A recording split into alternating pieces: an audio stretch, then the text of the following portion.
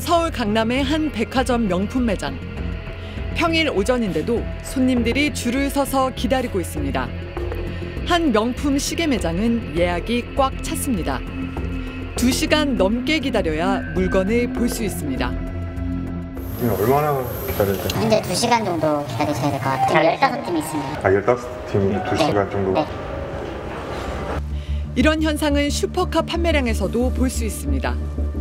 한 대에 3억 원이 넘는 슈퍼카의 대명사 람보르기니. 1년 전보다 75% 더 많이 팔렸습니다. 역시 3억 원이 넘는 벤틀리는 130%, 즉 2배 넘게 더 많이 팔렸습니다. 1억 원이 넘는 포르쉐의 판매량도 85% 늘었습니다. 코로나19 사태로 전체 소비 지출은 줄어들었는데 유독 초고가 명품 시장은 화랑입니다. 왜 그럴까? 코스피 지수가 사상 처음으로 3,000을 돌파했습니다. 지난해 3월 1,400대까지 떨어졌던 지수가 1년도 안 돼 2배 넘게 오른 겁니다. 실물 경제는 코로나19 사태로 마이너스 성장을 기록했는데 주가는 사상 최고치를 기록한 이상한 현상. 누가 돈을 벌었을까? 수백억 원대 자산을 보유한 이른바 슈퍼개미 배진환 씨. 그에게 코로나19 사태 이후 돈을 얼마나 벌었는지 물어봤습니다. 배 씨는 자기가 투자한 한 기업의 주식 거래 내역을 보여줬습니다. 3월에 1,400원이던 주가는 연말에 7배가 올라 거의 10,000원이 됐습니다. 주식 일부를 팔아 이 종목 하나에서만 15억 원을 벌었습니다. 그럼 전체 수익률은 어느 정도일까? 제 같은 경우는 거의 100% 가까이 증가했습니다. 코로나 전후로 100% 정도가 그러면 증가, 2배가 늘었다는 말씀이세요? 코로나 전, 그러니까 예를 들면 1월달, 올 1월달부터 좀 그런 것 같아요. 1월달부터. 회사하기 전에 한 200% 수익이 났고요. 진짜 그렇게 많이 벌었을까? 증거를 보여달라고 요청했습니다. 배 씨는 잠시 망설이다 여러 개의 주식 계좌 가운데 하나만 살짝 보여줬습니다. 코로나 사태가 터진 지난해 1월 96억 원이었던 이 계좌는 연말에 190억 원으로 불어나 있었습니다. 정말 2배가 돼 있었습니다. 계좌 하나에서 번 돈만 100억 원. 그럼 1년 동안 벌어들인 총액은 얼마일까? 배 씨는 정확한 액수를 밝히는 건 거절했습니다. 그는 자기가 큰 돈을 번 건 시중에 풀린 엄청난 돈의 힘이라고 했습니다. 제일 중요한 거는 제일 돈의 힘이죠. 돈의 힘인데 돈을 한국에서 많이 찍어대고 금리도 많이 인하를 했잖아요. 그러면 돈이라는 거에 그래서 지금 우리가 옛날에 10,000원짜리 하나를 갖다 지금 10,000원짜리 2개가 돌아다니고 있는 거거든요. 유동성이 이렇게 넘쳐날 때는 돈을 가만히 들고 있으면 그 금리 은행에 넣어봐야 제로 금리잖아요. 거의 뭐 1%, 2% 많이 받아요. 뭐 2% 받는데 그래서 그걸 들고 있으면 돈이 계속 까지죠. 위기는 언제나 부자들에게는 기회였습니다. 배 씨는 이미 IMF 외환 위기 때 경험했습니다. 그때 나라가 망한다는 기사들이 막 많이 나왔어요. 그때 돈이 그때 뭐 한 500만 원 모여진 게 있어서 처음 그 당시에 주식도 잘 모르면서 주문을 넣고 했던 게 그 당시에 한 6개월 만에 한 10배가 올랐던 것 같아요. 지금 코로나 같을 때도 남들이 다 버릴 때, 남들이 위기일 때 제 같은 경우에는 더 샀기 때문에 이렇게 수익이 더 좋아졌고요. 시중에 풀린 돈은 주식시장뿐만 아니라 부동산 시장에도 쏟아져 들어왔습니다. 2020년 1년 동안 서울 강남의 빌딩 가격이 폭등했습니다. 아파트로 규제가 집중되자 이번에는 돈이 빌딩으로 몰린 겁니다. 국정농단 사건의 주역 최서원 씨가 갖고 있던 서울 강남구 신사동의 건물. 최 씨는 2년 전 감옥원에서 이 건물을 126억 원에 팔았습니다.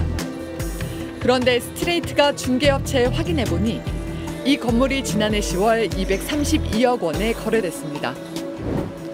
신사동의 또 다른 건물.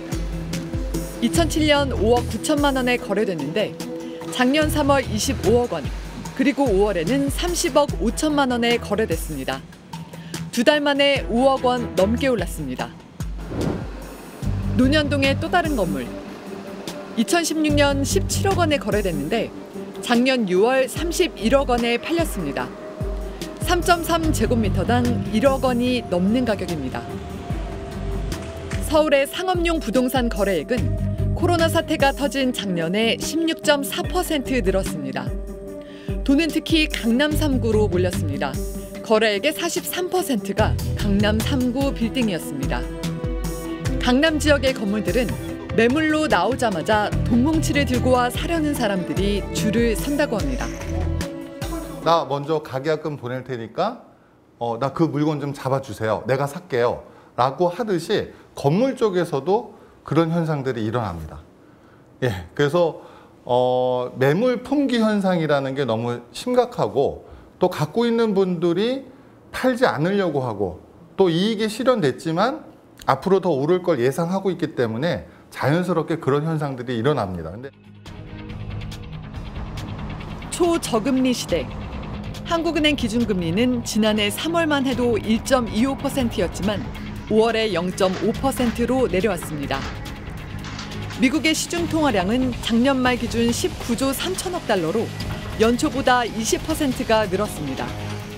한국 역시 미국보다는 증가량이 작지만 작년 10월 기준 3,150조 원으로 1년 만에 9.7% 늘어서 사상 최대치를 기록했습니다. 하지만 이렇게 풀린 돈은 부자들의 배를 불리고 있습니다. 서민들에게는 남 얘기일 뿐입니다.